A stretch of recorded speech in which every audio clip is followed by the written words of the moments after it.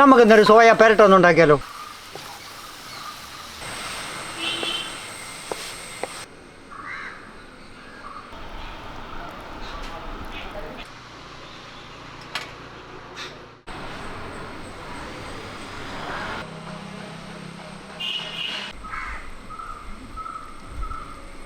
ഞാനിവിടെ 1 cup soya എടുത്തിട്ടുണ്ട്. ഇത് നമുക്ക് വെള്ളത്തിൽ ഇട്ടൊന്ന് വേവിച്ചെടുക്കാം.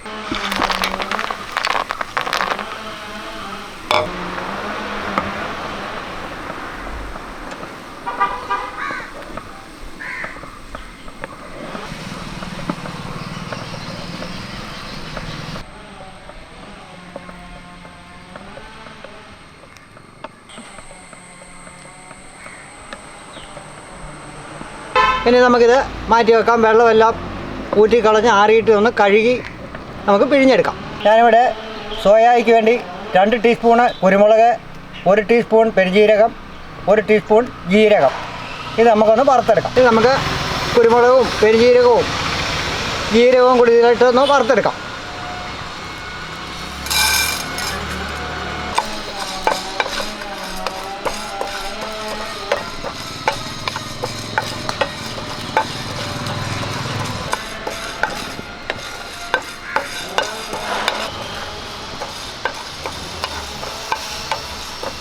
ഞാനിവിടെ ജീരകവും കുരുമുളകും പെരുംജീരകവും വറുത്തെടുത്തിട്ടുണ്ട്. ഇതൊന്ന് ആറിയിട്ട് നമുക്കൊന്ന് പൊടിച്ചെടുക്കാം.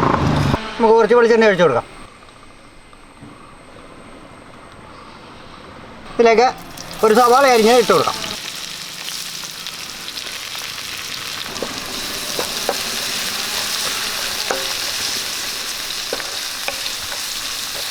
നമുക്ക് ആവശ്യത്തിനുള്ള ഉപ്പിട്ട് കൊടുക്കാം.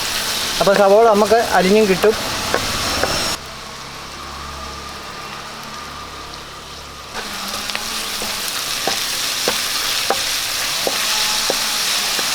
ഇനി നമുക്കിതൊന്ന് അടച്ചു വെക്കാം.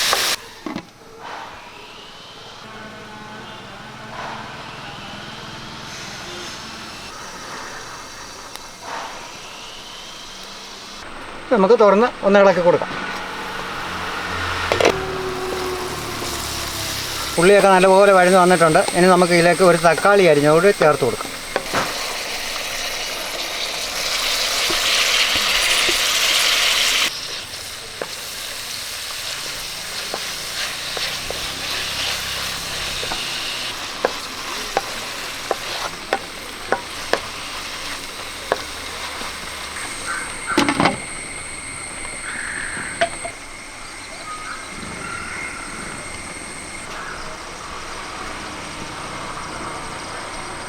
നമുക്കിത് തുറന്ന് ഇളക്കിയൊക്കെ നോക്കാം.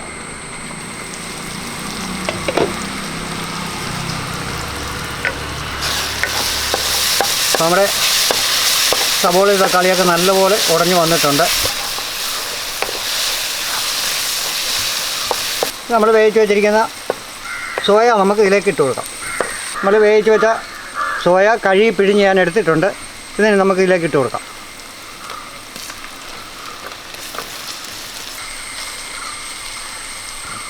നമ്മൾ പൊടിച്ച് വെച്ച കുരുമുളകും ജീരകവും പെരുംജീരകവും കൂടെ ഇതിലേക്ക് ഇട്ട് കൊടുക്കാം.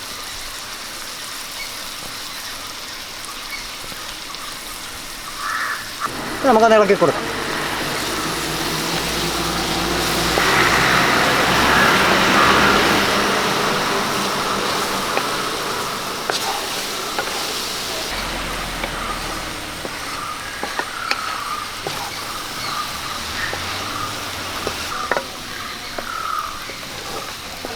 നമുക്കിതിലേക്ക് ശകലം മുളക് പൊടി മഞ്ഞൾപ്പൊടി ചേർത്ത് കൊടുക്കാം. ഒരു 1/4 സ്പൂണ് മഞ്ഞൾപ്പൊടി, 1/4 സ്പൂണ് മുളക് പൊടി,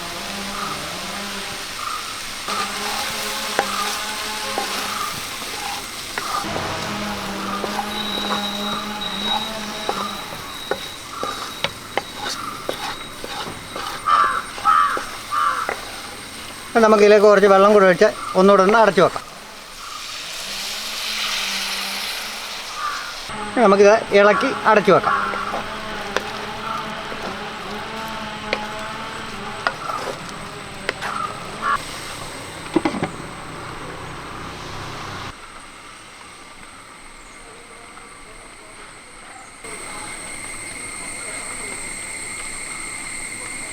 ഇനി നമുക്കിത് തുറന്ന് ഇളക്കി വെള്ളമെല്ലാം തോർത്തിയെടുക്കാം.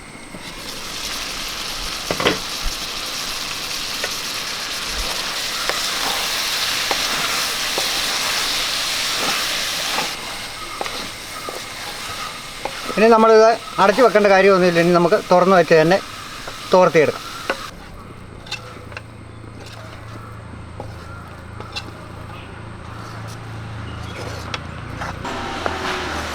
അപ്പോൾ നമ്മുടെ സോയാ ചങ്ക്സ് പെരട്ട് റെഡി ആയി കഴിഞ്ഞു. ശകലം മല്ലിയില ഇട്ട് കൊടുക്കാം.